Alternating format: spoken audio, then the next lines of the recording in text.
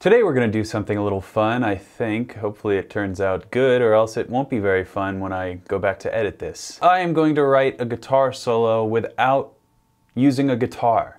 I'm going to do everything with music notation software, and I'm going to create a solo I think that I never would have come up with if I had a guitar in my hands. I'm always looking for ways to break out of my own preconceived notions and tendencies on the guitar. You know, we all have our home riffs and licks that we love to go to, but sometimes those can get a little stale, so I'm trying to flip that whole thing on its head, and I'm gonna bring you along with me. Basically what I'm gonna do is go through chord by chord to try and construct an amazing guitar solo that hopefully I can actually play at the end of this thing.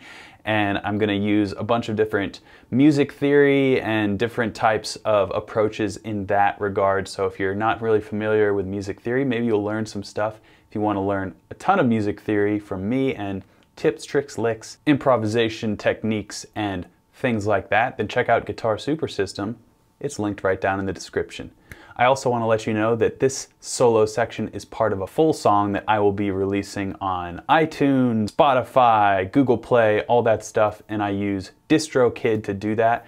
DistroKid actually didn't ask me to say that. I did a sponsored video with them a while ago, and I said that it costs 20 bucks a month to have your music distributed to all these different streaming platforms. It's actually 20 bucks a year to do that. So I totally messed up.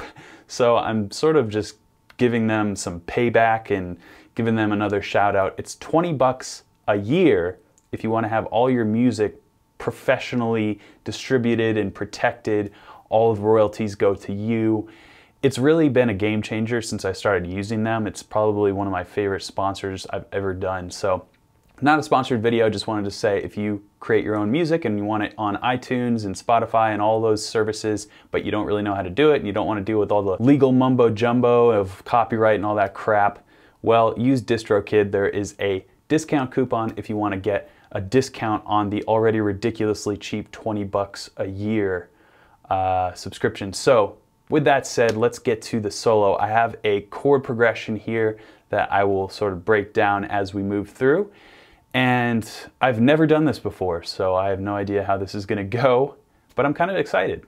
Let's start. All right, so I've already got the chord progression inputted into Sibelius. That's the program I'm using, and I'll let you hear it first. It's going to go through 2 times through this progression. It's the canvas that we are working on, and I'll let you hear what it is. This is just like a MIDI guitar sound, but the actual recording obviously sounds much cooler.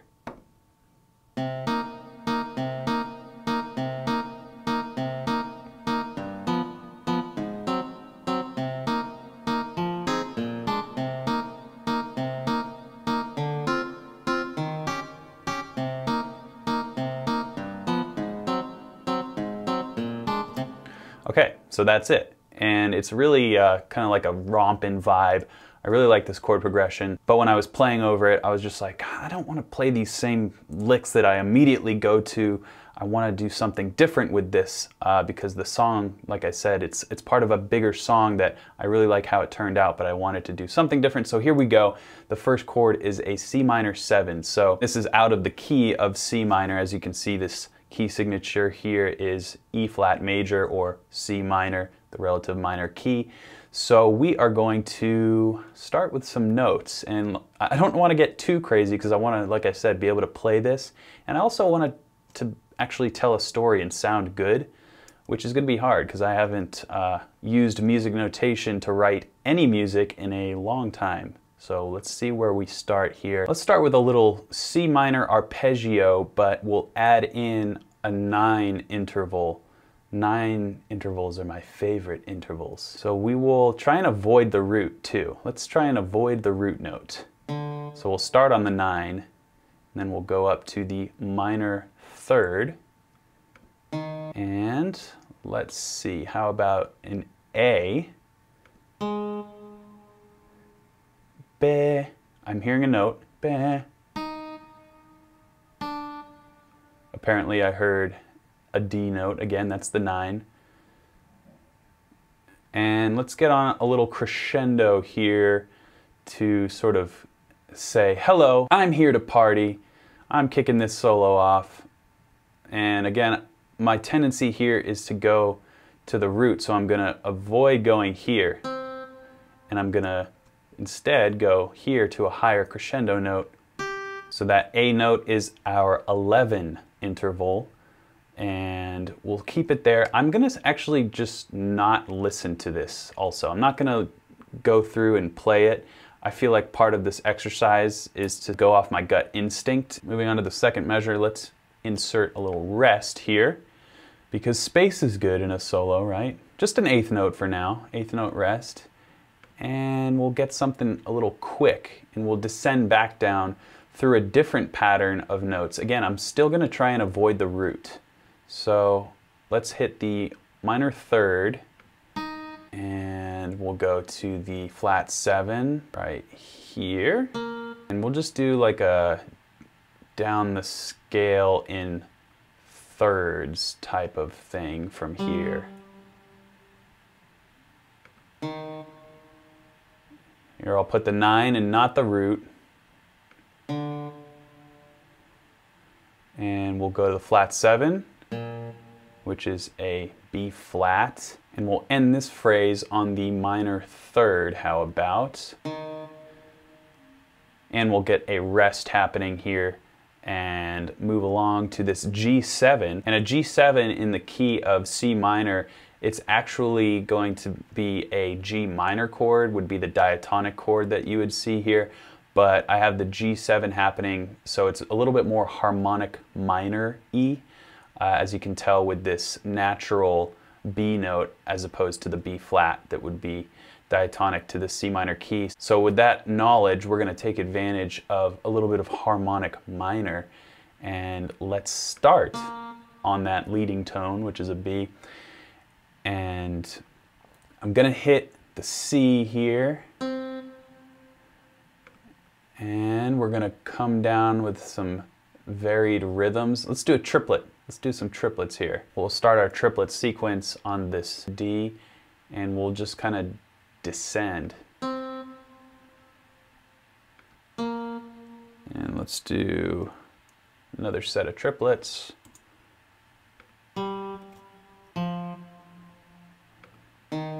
We're going to go into the A flat 7 here. The A flat typically would be a major chord in the key of C minor, but I have that 7, so I'm going to take advantage of the flat 7. In this case, it would be, can you guess? Can you guess?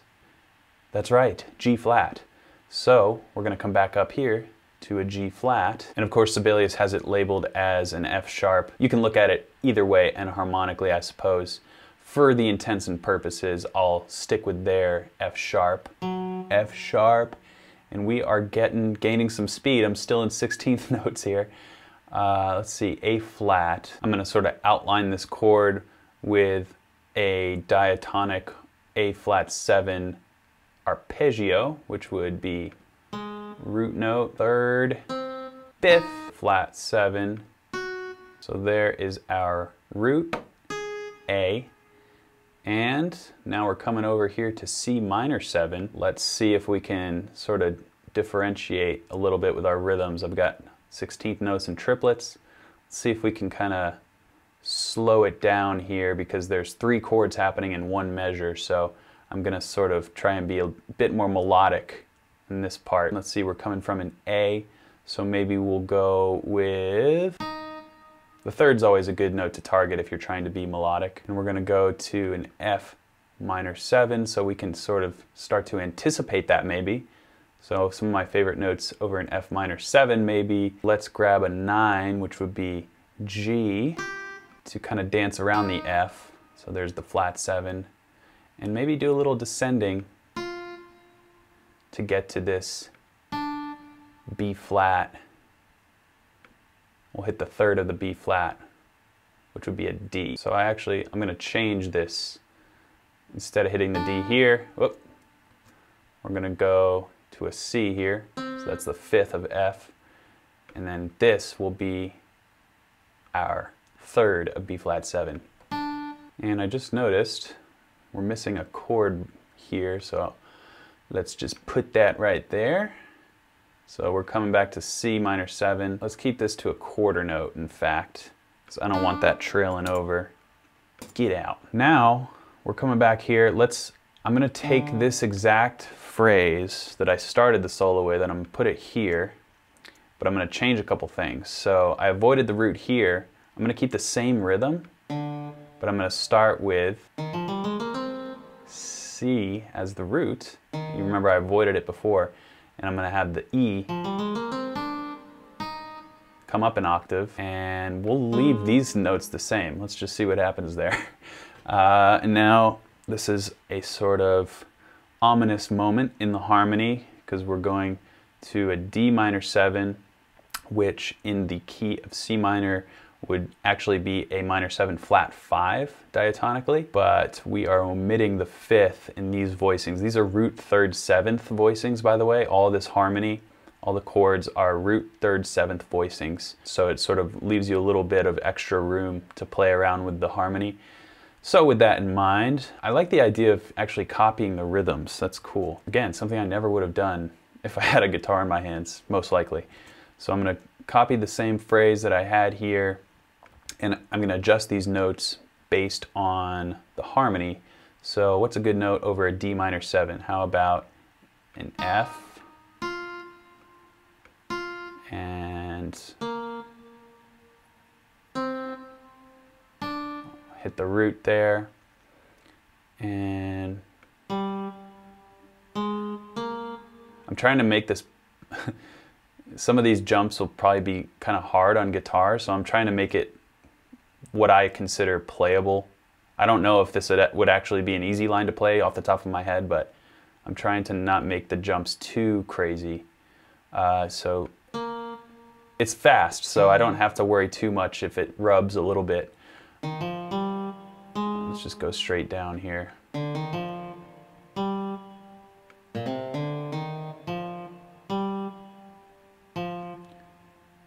Oh, that almost worked. Here, I'm going to move these up.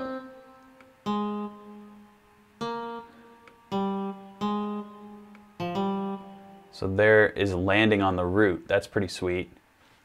That'll be a nice kind of reprieve from all the root avoidance that we've been up to. And let's make this a half note. There we go. All right, back to another C minor 7. Throw in some triplets, shall we? Let's do a nice little C minor triad. How about that?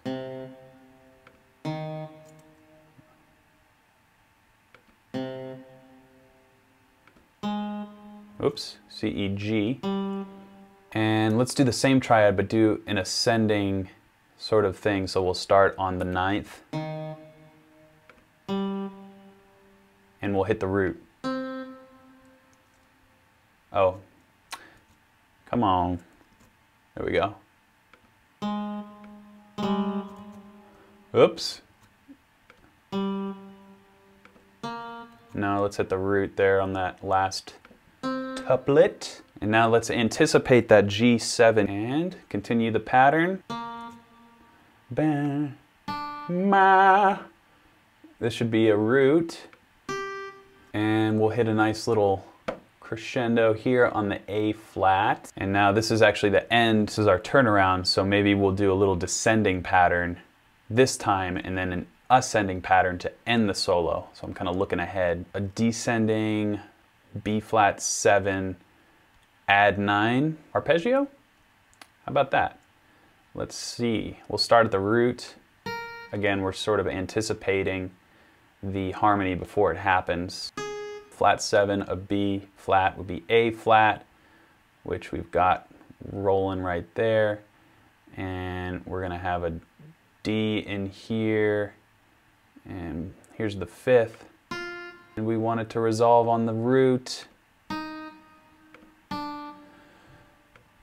Root. So, oh, this is nerve-wracking not listening to it because I could have like even just messed up a notation somewhere or some note sounds off. But hey, for better or for worse, you guys know what you signed up for. So C minor 7, we're back here again. I'm gonna, again, let's go ahead and add this phrase here, which will be interesting because it's sort of a delayed response, if you will. So hopefully it sounds good. We'll grab this here, put it right here, and let's mix up some of these notes. So we're still on a C minor 7. There's our third. I'm not going to avoid the root on this passage. There is our flat 7. There is our 6th. Actually, I'm going to make this descending. I like running down to these roots.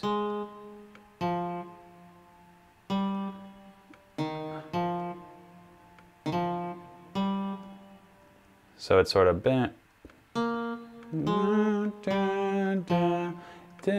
There's the G7 that we can start to decorate a little bit.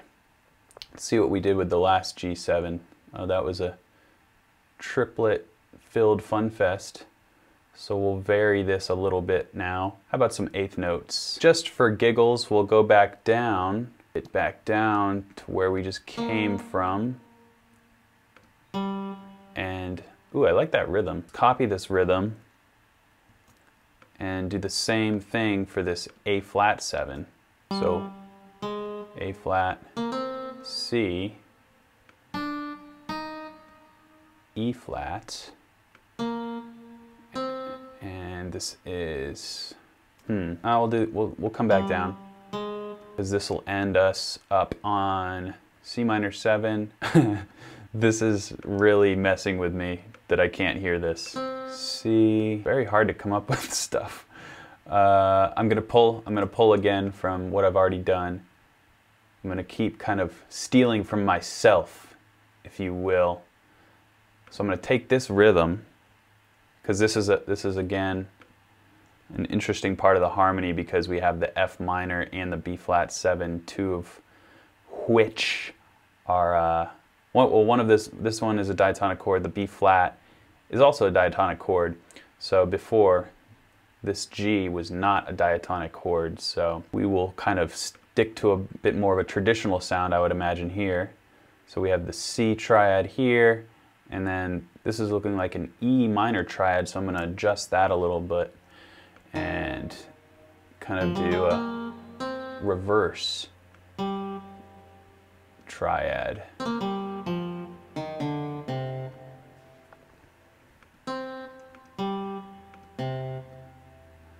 So that could be a little tricky on the guitar, but hey, I'm gonna play it, man. And it was at this moment that my screen capture software froze, so I'm gonna just show you the last 4 bars that I came up with. I think you get the gist of the video and my mindset, so it's not a huge loss. Let's move forward to me trying to actually play this thing, shall we? Okay, so it is a few days later. I've gotten a haircut, as you can see. I learned the solo, and it actually didn't sound terrible. It sounds actually pretty cool. Subjective opinion, I think. Maybe after listening to it a few times, it sort of grew on me. There are definitely some weird notes that I wouldn't normally play, which, hey, that's the point of this whole exercise, right? So here's what I've decided to do. I'm going to learn the solo note for note as it was written, but I'm going to use my PRS with a Floyd Rose, and that way I can sort of doctor certain notes to make them feel a little bit more natural and make these intervals sound a little bit more purposeful than if they were just played as they were written in the MIDI format. And what I can also tell you, I imported the MIDI from Sibelius into Logic. That allowed me to hear the solo before I learned it and gave me an idea of whether or not this was a huge mistake, which it was not. I don't think it was at all. So I'll play you a couple of the more odd sounding parts, and I'll give you an idea of what adjustments I'm going to make when I actually play it on the guitar. So first of all, starting off with the 9 on some of these phrases sounds a little weird, but I think if I bend into it with the whammy bar, it'll sound all right. So I'll give you a little pre-roll here.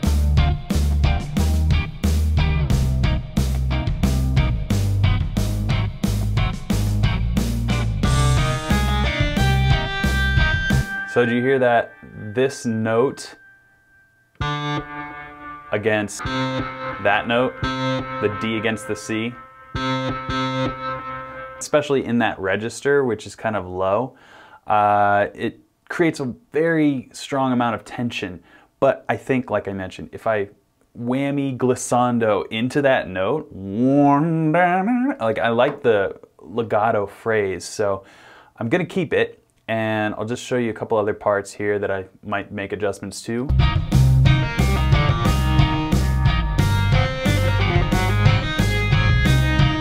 So like that note there, this note works, but I might kind of bend down the whammy bar on that. I guess what I'm trying to say is all of those long notes, they are all technically correct, but I'm going to either manipulate them, you know, have some vibrato, or bend into them with the whammy bar. I'm not going to technically change any of the pitches as they're written. I'm just going to be bending in or out of them, but sticking to the rhythm and the notes that we came up with. So, without further ado, let's get to this solo. I hope it sounds cool to you guys, and I hope you enjoyed this. Thanks for watching. Keep shredding.